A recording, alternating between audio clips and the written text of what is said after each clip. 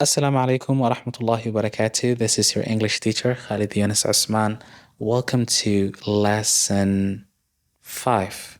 Kusoo dhawow cashirkii shanaad waa cashirkii taxana ahaa ee aynu ku dhisaynay speakingka. Waxaan rajaynayaa lesson 1, lesson 2, 3 and 4 in aad soo daawatay. Cashiradu way isku wada xiran yihiin. Haddii aad soo daawatay, congratulations. Haddii uu cashirkani yahay cashirkii ugu horeeyay, subscribe to our channelka iyaga subscribe garee. cashiradii kusoo dhaafayna soo daawo.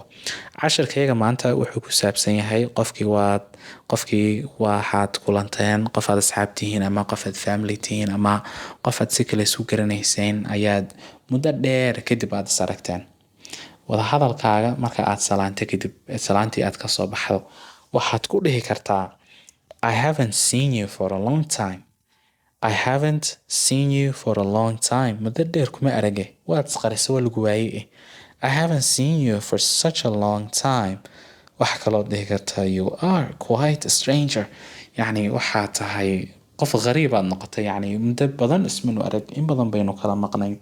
Where have you been? Xageed ku maqnayd? يعني waad salaantay wixii qofka lagu salaamayay waxaan kusoo dhiganay lesson 1 salaantii kadib axwaashiisii ayaad wareysatay assalaamu calaykum wacalaykum assalaam saytii ma fiicanta alxamdulillah kadib baad qaybtan usoo gudbaysaa. Okay, where have you been recently? Where have you been recently? Where have you been since September? xageed isku qarisay amaad ku maqnayd bishii September laga soo bilaabo. Where have you been this past week? toddobaadkii hore xageed ku maqnayd, xageed ku qarisay, xageed ku halowday. Where have you been for the last month? Where have you been since school finished? Schoolka sidii loo xidhayba ama uu dhammaadayba xageed ku maqnayd laguma arag. Have you been out of the city? magaalada miyaad ka maqnayd?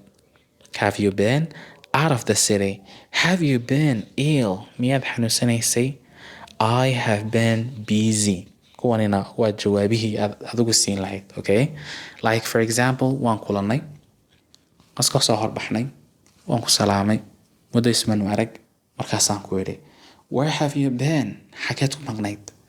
kuma arage, waa intaasaan kala maqnayn. marka waxaad dhihi kartaa I have been busy, waan mashquulsanaa, mashquul baan ahaa. waxaa kaloo dhihi kartaa I have been tied up with work. I have been tied up with work iyo I have been busy waa isku macno, waan mashquulsanaa bay ka dhigan tahay. I have been busy. I have been tied up with work. I have been tied up with business. I have been to Hargeisa. I have been involved with activities. I have been involved with business. I have been on a vacation. fasax baan ku maqnaa. Okay, haddaan ku idhaa where have you been? xageed ku maqnayd? wixii aad ku maqnayd baad ii sheegida. wuxuu noqon karaa waan mashquulsanaa, waan shaqaynay, waan mashquulsanaa. haddaad rabto inaad tidhaa waxaad leedahay I was busy, waan mashquulsanaa. I have been busy, mashquul baan ahaa. ama waxaad dhihi kartaa I have been tied up with work. Okay, haddaad sabarteen waxaad leedahay I have been on a vacation. waxaan rajaynayaa cashirkan in aad fahanteen. For today we will stop here.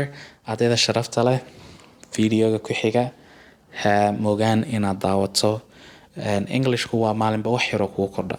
Okay, maanta videogan haddii aad hal sentence ka faa'iiday waa enough. beritoole videoga kale hal sentence, saan dambe hal sentence, intaas isku soo aroora way waxa lagu hadlay. marka don't give up, try, do your best.